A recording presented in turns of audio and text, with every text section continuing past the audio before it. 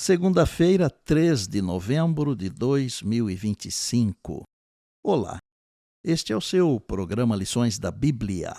Neste trimestre, que vai até o final do mês de dezembro, nós estamos estudando as lições de fé no livro de Josué. O assunto da semana, o inimigo interno. E o tema de hoje é o pecado de Acã. Há certas coisas que precisamos aprender sobre como Deus trata certas situações. Sobre o pecado de Acã, por exemplo, devemos entender que nem sempre as ações de Deus são repetitivas, porque Deus tem muitas maneiras para resolver cada situação. Eu creio que mais do que conhecer as situações, devemos conhecer Deus. Mais do que conhecer as maneiras como Deus age, devemos conhecer Deus. Acã cometeu um pecado individual que afetou a família e, finalmente, a nação como um todo. Deus começou a tratar o assunto com toda a nação, depois com as tribos, depois com as famílias, e por último com a família e, por fim, o indivíduo. Em vez de revelar a identidade do transgressor, Deus estabeleceu um procedimento que revela sua justiça e sua graça. Depois de explicar o motivo da derrota de Israel e pedir a santificação do povo, Josué 7,13, Deus permitiu um intervalo de tempo entre o anúncio do procedimento e a sua aplicação, o que deu a Acã tempo para pensar, arrepender-se e confessar seu pecado. Da mesma forma, a sua família.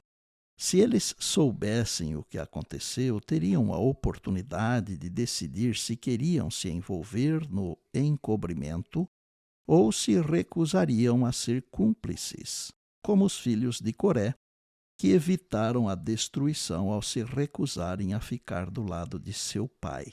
Números 16, 23 a 33 e Números 26, 11.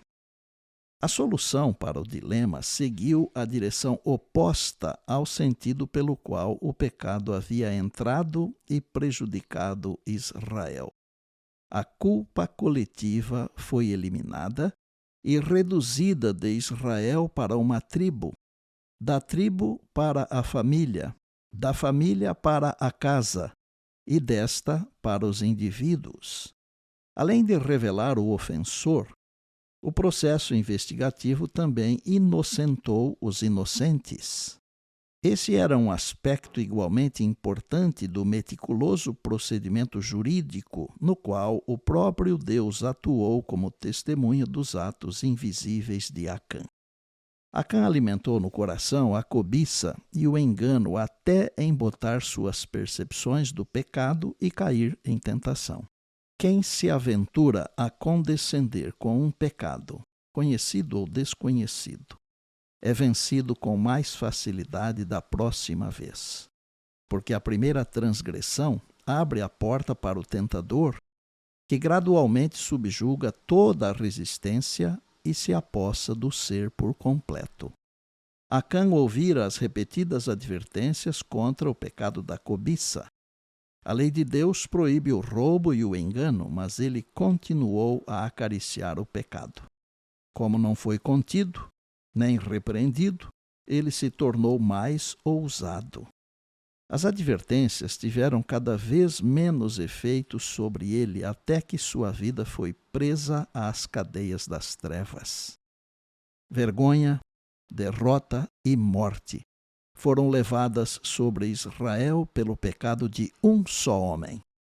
Aquela proteção que lhes havia coberto as cabeças no dia da batalha foi retirada.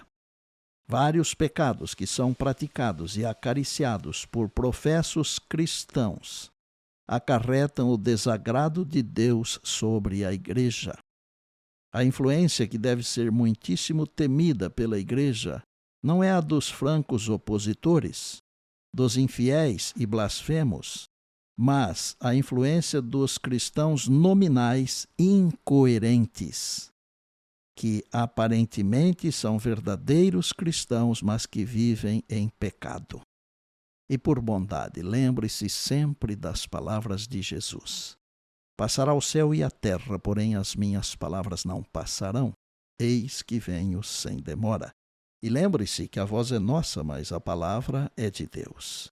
Bem, amanhã tem mais, se Deus assim nos permitir.